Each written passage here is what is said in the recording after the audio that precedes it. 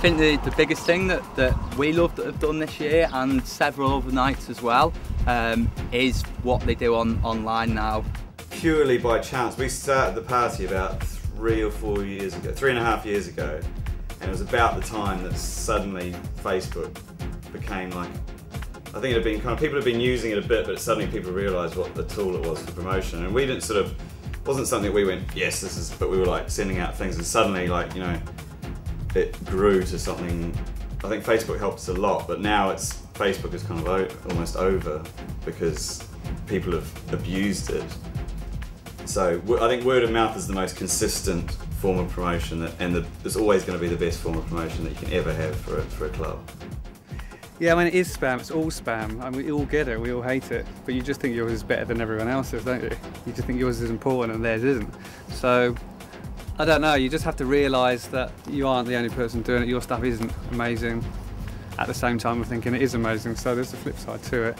You just always have to be constantly evolving and trying to think of original things and interesting things.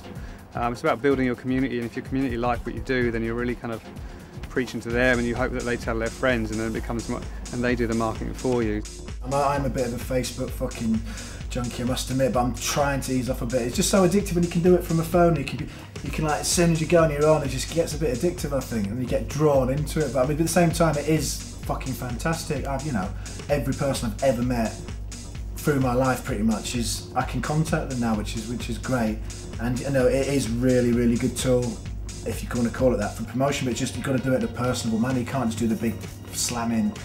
I've got 3,000 fucking flyers in my inbox. I don't even look at them, I just delete all of them. It's got to be more, you know, thought out, leaving comments on, you know, just that's a horrible word, but networking with the actual, you know, the right people. It's a fantastic tool.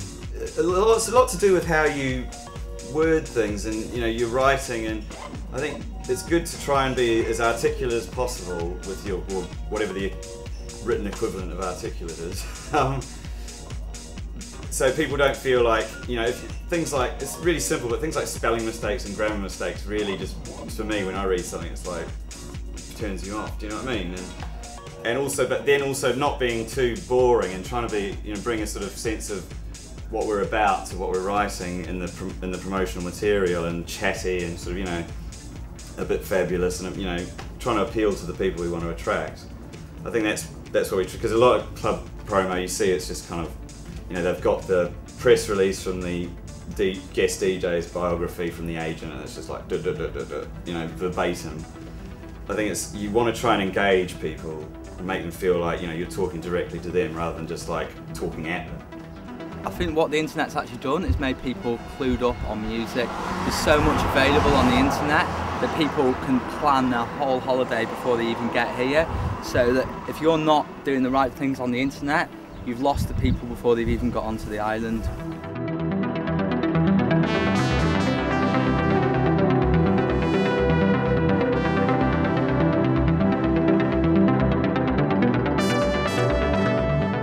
It was definitely Mark's idea, I think, and I just think he thought, well, you know, we want to give something from the club to music would be nice, rather than, you know, trying to do compilations of the past and sell them. And I said, you know what, it's where music's going these days with all the downloading and what, let's actually give them something back from the club that come to a lot and spend a lot of money in. So that was his angle. Then he thought, being the tight RCAs, I better get someone that's got a label so I don't have to fucking pay for any licensing. And I go, yeah, don't be stupid, I knew that. And then he gets us roped in, and then we've got to mix it as well, which was fun. So basically it's all 2020 Vision tracks.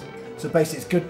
It's good for me. There's in a time when you're lucky to sell 1,000 CDs, there's 11,000 out there for an album for me, which is wicked for a start, physical copy, which people have got in their hands. So that's bigger than my last album anyway, which, you know, one of them was around that level, but back in the day, you know, so that's a good thing for me.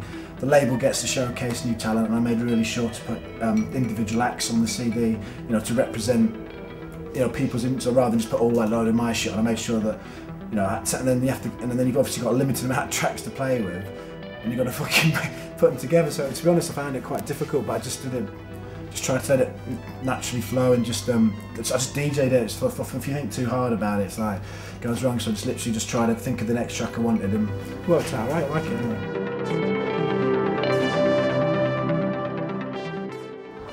yes, PR is certainly an art form, but like it's not very creative, but there's certainly artistic in there. I wouldn't say any of it's really hard because I get on really well with everyone. So the hardest thing out of anything is getting on with the people that you work with, I think. And because I get on really well with them, it's fine. And they're doing really good.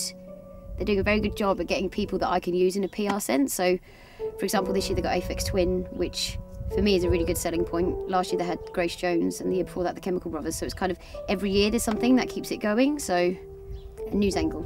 Like when we got the Chemical Brothers, it was amazing because they hadn't done Ibiza for 10 years, and that was like kind of news pieces everywhere. And obviously news pieces are the best way to get into a lot of magazines now, because only things like Mix Mag do, an Ibiza feature, for example.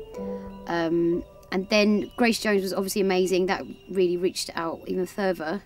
And this year I was like, we need a news angle. And then Mark came along with Aphex Twin. I was like, perfect. Got it. Yeah, got it.